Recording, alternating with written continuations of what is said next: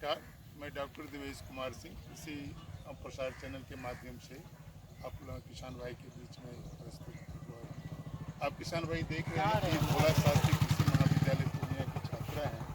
ये कृषि विज्ञान केंद्र में इंटर्नशिप में आई हुई है। मैं इनको कृषि विज्ञान केंद्र के बीज उत्पादक प्रक्षेत्र पर लेकर आया हूँ। यहाँ पर कुछ बीमारी को पहचानने के लिए अब जब ये बीएससी स्नातक का या स्नातक कृषि का जो उपाधि या डिग्री लेकर जब फील्ड जाएंगे तो इनको प्रायोगिक जानकारी जरूरी है। थियोरिटिकली तो ये लोग बहुत पढ़ी हैं, प्रायोगिक मतलब फील्ड में आकर बीमारी को या कीट को जानना और पहचानना बहुत ज़रूरी है। तो आप भी किसान भाई ध्यानपूर्वक देखिएगा। हमारे हाथ में ये कई बीमार से प्रभावित पौध का भाग है। इसमें आप देख लें, एक ये ब्राउन स्पॉट नामक, ये थोड़ा नज़दीक आ जाइए, ब्राउन स्पॉट नामक ये रोग है जो हेलिकोस्पोडियम मोराइजी से प्रभावित होता है। तो ये आप लोग देख लो, ये ब्राउन स्पॉट और ये सभी स्पॉट मिलकर पत्ती को सुखा देता है और फिर डेड कर देता है। ये सिर्फ पत्ती पर नहीं होता है, ये तना पर भी होगा, इसका जो बाली होता है उस पर भी होता है। इसमें होता क्या, जब सीवियर स्टेज में आता है तो पूरा वो खखरी हो जाता है, इसका प्रोडक्शन कम होता है। यदि दाना होता भी है तो वेट नहीं होता है। आप देखिए होगी जब चावल बनता है तो उजला चावल बहुत सारा हो जाता है, वेटलेस चावल होता है। ये ब्राउन स्पॉट के ही कारण होता है। आप यहाँ पर एक ये ऐसा ये रोग तो बहुत कम नज़र आया है इस क्षेत्र में, लेकिन आज देख रहे हैं ये ब्लास्ट है। ये नाव के आकार का या आँख के आकार का, ये भी सिर्फ बाली पर नहीं होता है, पत्ती पर भी होता है। और जो बाली बनता है उसके नेक्स्ट पर, वो गर्दन जिसको कहते हैं, वहाँ होता है। फिर जब गर्दन पर होता है तो ऊपर में वो दाना नहीं बनता है। तो ये पारिक्लोरिया ओराइजी से कॉज करता है। और यह जब हो जाता है तो पूरा खखरी बना देता है। फिर ब्राउन स्पॉट से तो उत्पादन में बहुत कम हानि होता है जब बहुत सीवियर स्टेज में जाता है तब। लेकिन ये ब्लास्ट के कारण बहुत सारा नुकसान होता है। सिर्फ घास पुआल ही काम आता है, दाना लगता है। तो इससे भी बचना है, किसानों को बताना है कि ये चीज़ क्या है। तो इसमें जब ये ब्लास्ट लग जाए तो इसमें एक दवाई वैसे सिस्टमिक फंगिसाइड देना है। बेबिस्टिन से भी कंट्रोल होता है और कई इसमें है, सांप का भी उसमें मिलाते हैं, जैसे कार्बेंडाजिम और ट्यूमेनकोजेब का मिश्रण होता है, उससे भी कंट्रोल होता है। लेकिन इसमें ध्यान देना है कि जो आपके खेत में जब प्रभाव डाल रहा है तो आपको यूरिया का छिड़काव, जैसे ब्राउन स्पॉट में ब्लास्ट में यूरिया का छिड़काव रोक देना है। और एक बीमारी है, आप देख लीजिए, ये बीएलबी का लक्षण है। इस तरह का आप ये आप देख लीजिए, बैक्टीरियल लीफ ब्लाइट।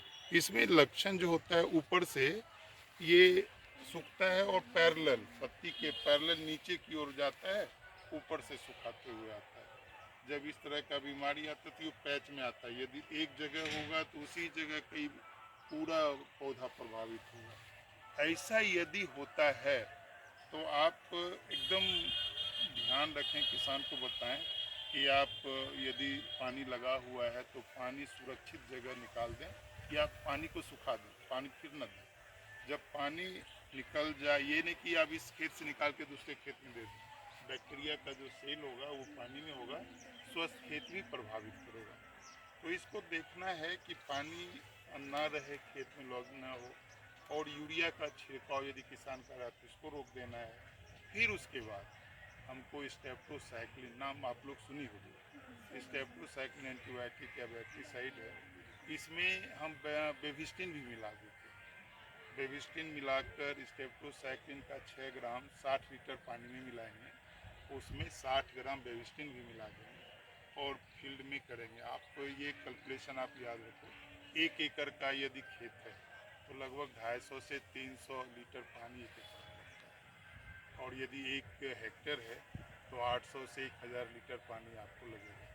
तो 60 लीटर के हिसाब से 6 ग्राम 60 लीटर में देना है, उतना कैलकुलेशन करके किसान को बताना है। आप ये हम देते हैं स्टेप्टोसाइक्लिन, तो यह बीमारी का प्रभाव रुक जाता है और किसान नुकसान होने वाला है वो रुक जाता है। और कई कीट लगता है, जैसे अभी मेरे हाथ में एक पत्ती है इसी फील्ड का, इसमें आप देख लो कि ये लीफ फोल्ड हो गया है।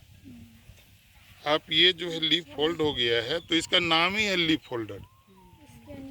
ठीक है, ये लीफ फोल्डर है। आप इसको ऐसे करके इस तरह से ये करता है कि कोई भी संपर्क कीटनाशी या कॉन्टैक्ट इंसेक्टिसाइड कोई किसान को कह दोगी तो वो नहीं मरेगा।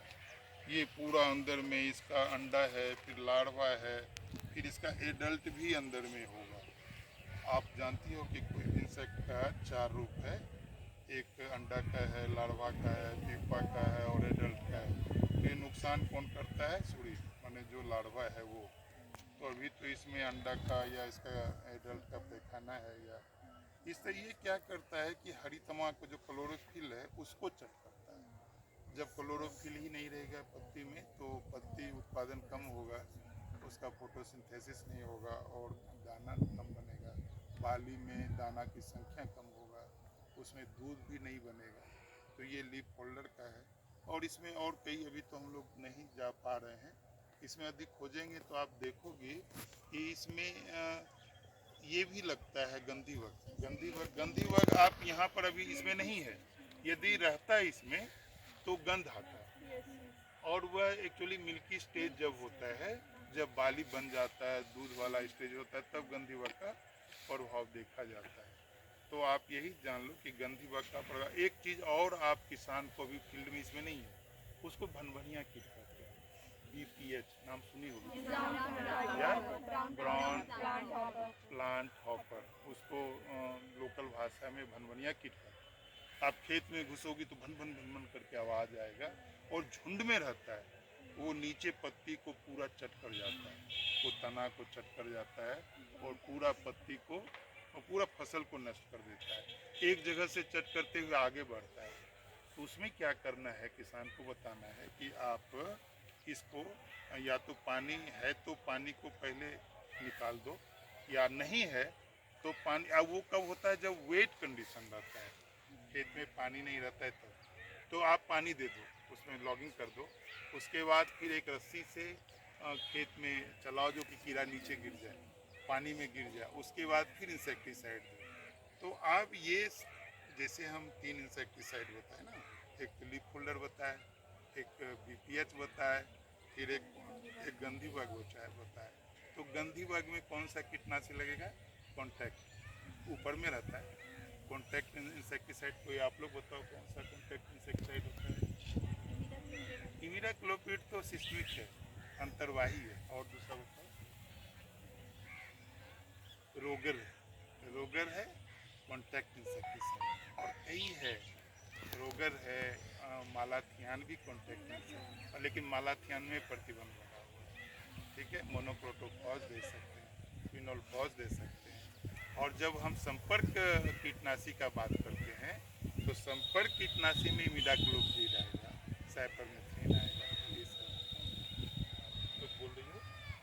तो वो इमिडाक्लोप्रिड हमको लीफ फोल्डर के लिए और फिर और किसके लिए? BPH के लिए भी काम आएगा, क्योंकि वो भी अंदर में रहता है, छिपा रहता है। लेकिन क्लोरपाइरीफॉस जो ये है सबसे अच्छा है BPH के लिए, या क्यूनलफॉस है, या मोनोक्रोटोफॉस है, वो सब भी इसके लिए है BPH के लिए। तो ये कीट के लिए, ये जो भी कीट है अभी तो यही दिखाई दे रहा है।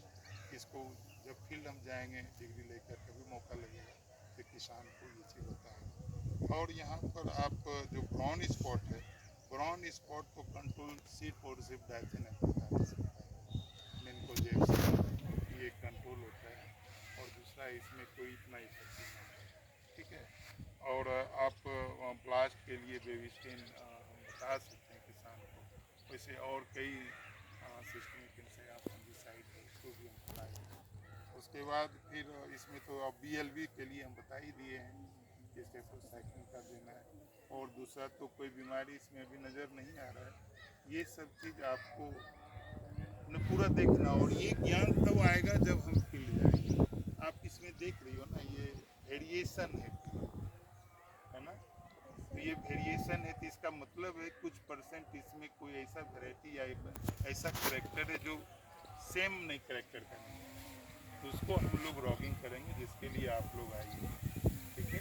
तो इसको ध्यानपूर्वक देखो, जो वेरिएटेड है, जो और जो जो मेन फसल से अलग दिखता है उसको हम लोग निकालते हैं सीड प्रोडक्शन के। ये है कि हमको वो वेरिएटेड जो दिखता अलग दिखता है उसको हम इतना कहकर मैं अपने वाणी को विराम देता हूँ। बहुत बहुत धन्यवाद।